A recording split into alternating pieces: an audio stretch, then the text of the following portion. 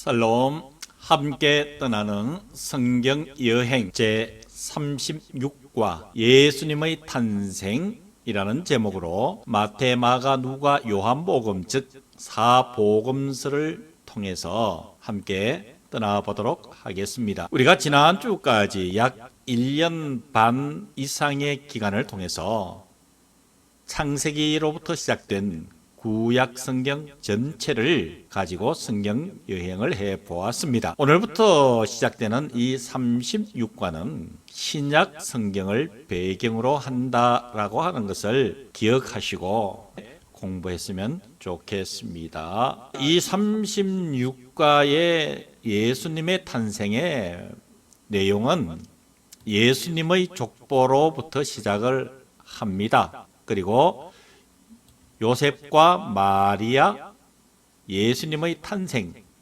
예수님의 어린 시절, 예수님의 길을 예비한 세례 요한, 그리고 시험을 받으신 예수님과 구약의 기록들을 다루게 됩니다.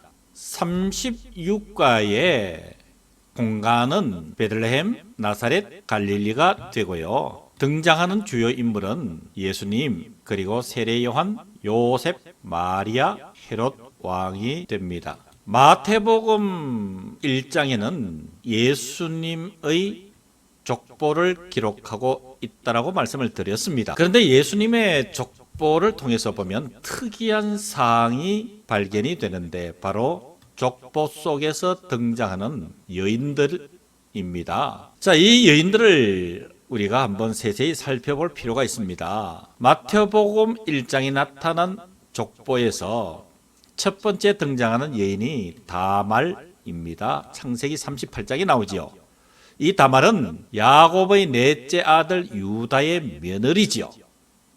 창녀로 위장하여서 시아버지인 유다와 동침했고 쌍둥이를 낳은 여인입니다. 두 번째 등장하는 여인이 요수아 2장에 기록된 라합입니다. 이 라합은 여리고에서 이스라엘 두 정탐꾼을 숨겨준 여인이지요. 살몬의 아내로 소개하고 있습니다. 세 번째 등장하는 여인이 룻기에 기록된 룻이라는 여인입니다. 모압 여인으로서 이방 여인이었지요. 나오미의 아들인 말론의 아내로서 베들레헴에서 보아스와 재혼을 하게 됩니다.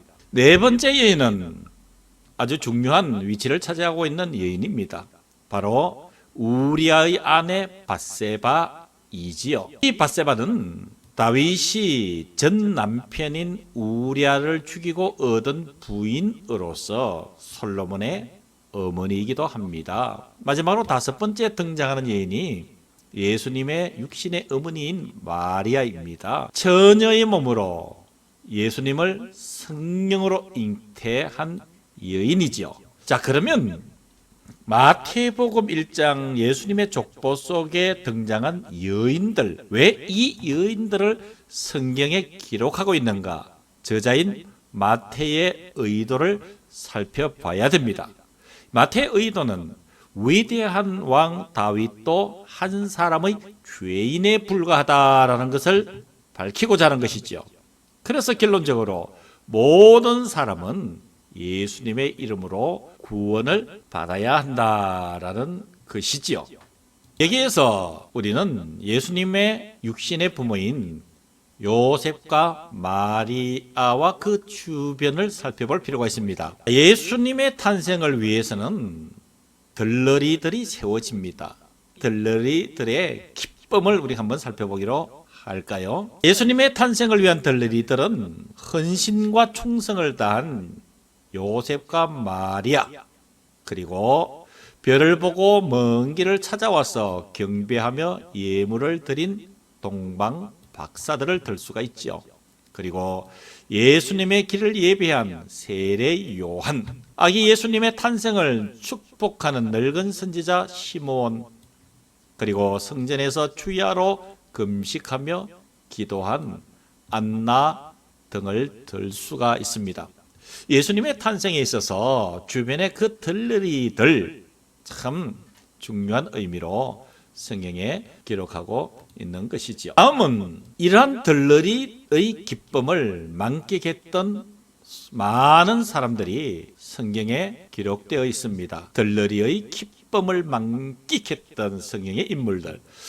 첫 번째 엘리에셀을 들 수가 있습니다. 엘리에셀은 아브라함으로부터 상속자로 지목을 받았던 적이 있는 그였지만 아브라함의 아들 이삭의 배필을 찾기 위해서 먼 여행을 마다하지 않은 사람입니다. 역사 속에서 주인공으로 등장할 수도 있었지만 그는 들러리로서의 사명을 기뻐하며 감당했던 사람이죠.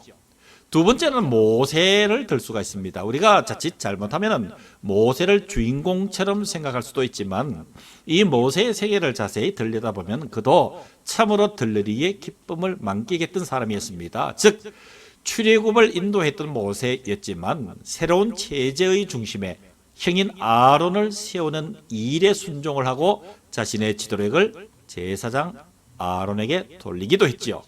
그리고 이어서 갈렙을 들 수가 있습니다. 출애굽 세대 중 유일하게 가나안에 당도할 수 있었던 두 사람 중, 즉 여호수아와 갈렙. 이 갈렙은 여호수아의 사역에 힘을 써서 도움으로 인해서 들러리의 기쁨을 만끽했습니다. 다음에는 요나단을 들 수가 있습니다. 사울의 아들이었지요. 이미 하나님의 계획과 경륜이 자신이 아닌 다윗에게 있음을 알고 하나님의 뜻에 순종해서 자신의 왕위 계승권을 포기한 바로 들러리의 그 자리, 기쁨으로 지켰던 요나단입니다. 다섯 번째는 세례 요한을 들 수가 있습니다. 세례 요한, 온 이스라엘 백성들의 인기를 한 몸에 받은 후 그 인기를 예수님께 돌리고 자신은 조용히 역사의 무대 뒤편으로 사라진 세례 요한.